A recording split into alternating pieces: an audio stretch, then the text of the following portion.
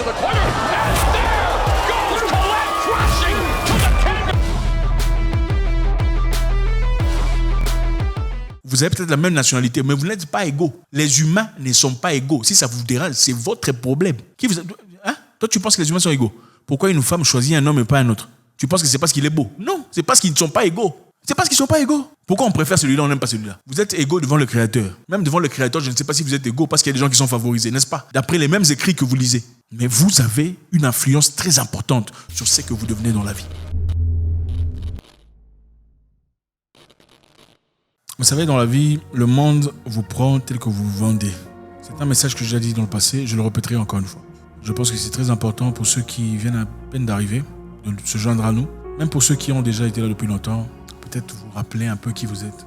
Vous savez, avant votre naissance, il y a eu une course effrénée dans le ventre de votre mère. Et pendant cette course, il y a eu 100 millions d'adversaires. Il y a eu beaucoup de personnes, beaucoup d'autres adversaires contre vous. Dans cette course frénétique, dont vous comprenez évidemment, c'était une course vers la vie. Dans le ventre de votre mère, il y avait une course vers la vie. C'était vous contre 100 millions d'adversaires. Un seul a gagné. Vous êtes devenu le bébé. Si vous ne le saviez pas, vous le savez aujourd'hui. Je sais que beaucoup le savent, vont peut-être oublier. Oui, il y a eu une course frénétique entre 100 millions d'adversaires, 100 millions de compétiteurs. Une course vers la vie dans le ventre de votre mère. C'est vous qui avez gagné cette course. Vous êtes arrivé sur Terre, vous avez commencé à vous plaindre. Oh, la vie est difficile. Je n'y arrive pas. Ils sont meilleurs que moi. Je ne suis pas assez fort, pas assez intelligent, pas assez compétent. Rappelez-vous de qui vous êtes. Vous n'êtes pas n'importe qui.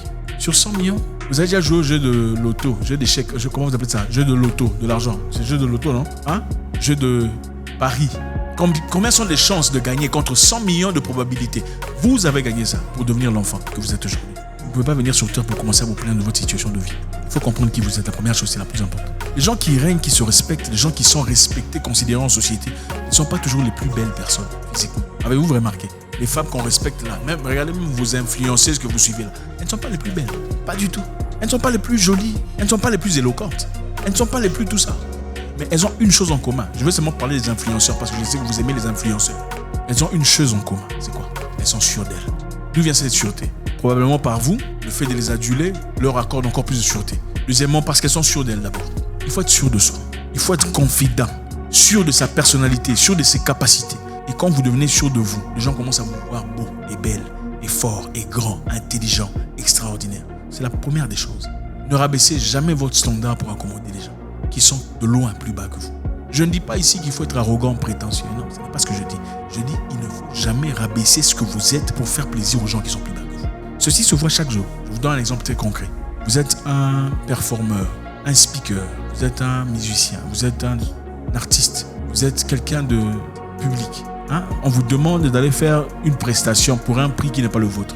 Oh non, nous sommes en difficulté, nous commençons. Il ne faut pas accepter ça. Il faut leur dire, quand vous serez en motion, en capacité d'inviter une personne comme moi, vous ferez signe.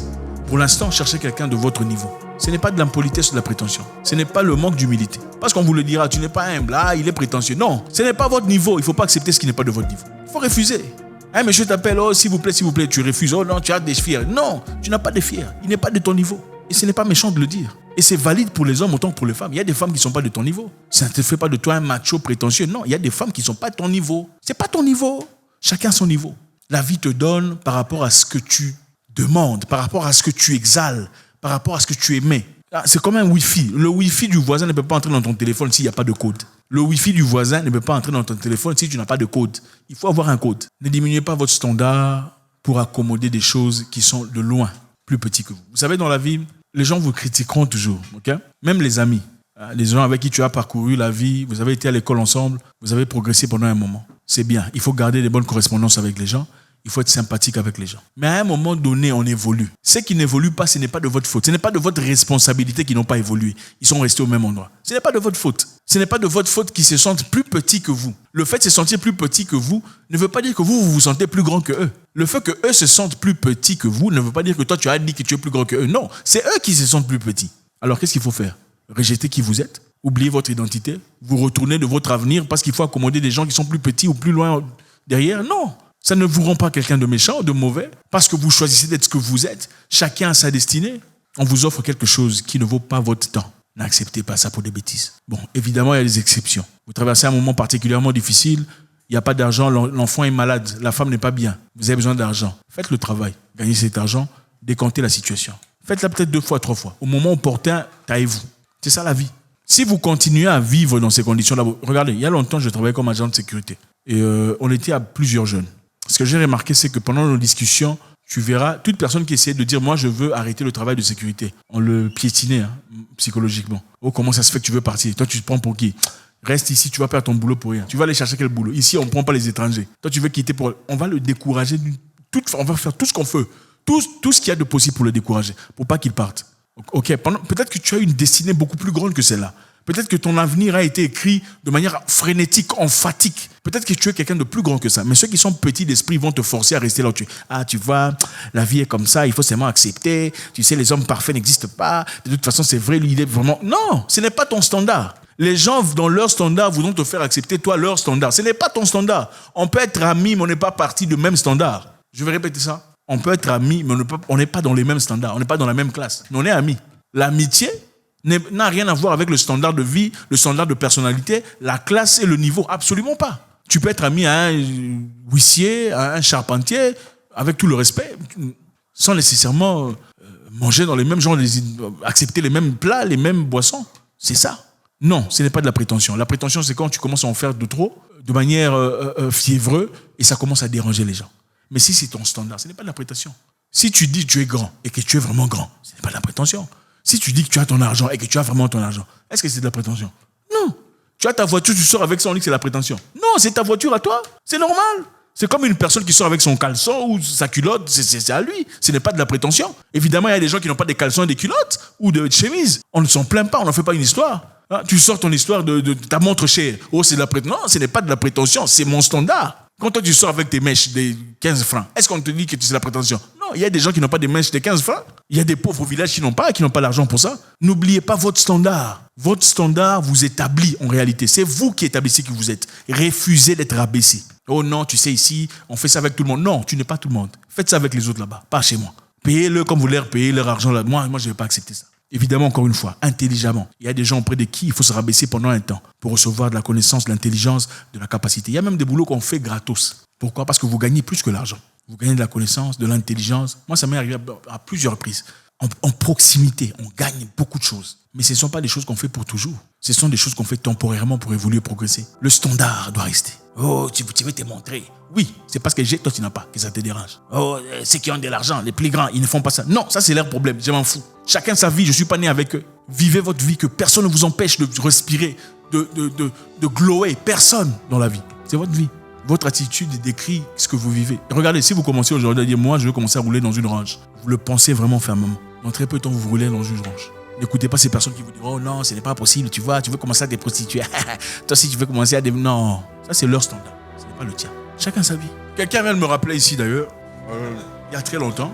C'était en 2007. Je disais à quelqu'un, avant la fin de cette année, je deviendrai champion. On était en haut d'un building dans une ville très connue. Il a commencé à se marrer. Il s'est marré, ça m'a gêné, ça m'a énervé. J'ai dit, pourquoi tu te marres? Même si je ne deviens pas champion. Oh, tu sais, il y a des gens plus grands que toi qui sont venus ici, leur tête a bougé, ils ne réfléchissent pas normalement et tout ça. Moi, j'ai dit, même si toi, tu penses vraiment que je n'y arriverai pas, est-ce que c'est important que tu te marres, que tu te moques de moi? Est-ce que c'est toi qui vas entrer dans les rings? Pourquoi ça te dérange? Mais effectivement, avant la fin de cette année, j'étais champion intercontinental. Et les mêmes personnes qui se moquaient de moi sont les mêmes personnes qui me demandaient de l'argent pour envoyer à leur famille. Oh, ma tante est malade, tout ça. C'est ça la vie. Il ne faut pas écouter les gens. Non. Tu n'es pas comme eux. Vous avez peut-être la même nationalité, mais vous n'êtes pas égaux. Les humains ne sont pas égaux. Si ça vous dérange, c'est votre problème. Qui vous a... Hein? Toi, tu penses que les humains sont égaux. Pourquoi une femme choisit un homme et pas un autre? Tu penses que c'est parce qu'il est beau? Non, c'est parce qu'ils ne sont pas égaux. C'est parce qu'ils ne sont pas égaux. Pourquoi on préfère celui-là, on n'aime pas celui-là? Vous êtes égaux devant le Créateur. Même devant le Créateur, je ne sais pas si vous êtes égaux parce qu'il y a des gens qui sont favorisés, n'est-ce pas? D'après les mêmes écrits que vous lisez. Mais vous avez une influence très importante sur ce que vous devenez dans la vie. Ne restez pas là les mains croisées, les bras croisés, critiquant. Lui là, il est devenu prétentieux. Elle était comme ça depuis que là, il y a un blanc. D'ailleurs, ce n'est même pas un blanc, c'est un Indien. C'est tout ce que vous faites. Devenez des travailleurs. Je sais qu'ici, il y a des gens forts, batailleurs. Ne soyez pas de ceux-là qui viennent seulement pour critiquer. Il n'a pas bien prononcé. Il n'a pas bien articulé. Des gens qui n'ont rien à foutre de la vie. Des spectateurs total. Ne rabaissez pas votre standard. Le standard, ce n'est pas venir corriger les gens. Le standard, c'est corriger soi-même, corriger sa vie, corriger ses erreurs, rectifier ses patterns, rectifier son parcours, améliorer, avancer. C'est ça, le standard. Oh, moi, je peux faire ça mieux. Non, fais ça mieux que toi-même. Oh, non, normalement, on ne fait pas ça comme ça. Non, non, il faut appliquer ça dans ta propre vie, qu'on voit les résultats. Il ne peut pas venir parler aux gens des choses que tu n'as pas. Hein? Comment tu peux venir parler aux gens sur des choses que tu n'as jamais vécues, tu ne comprends pas, tu n'as jamais développé? C'est de l'arnaque. Il faut parler aux gens aux choses que tu... Voilà, des sujets que tu comprends, que tu maîtrises, n'est-ce pas? Le monde appartient aux violents. Vous perdrez des plumes, mais vous en gagnerez des ailes.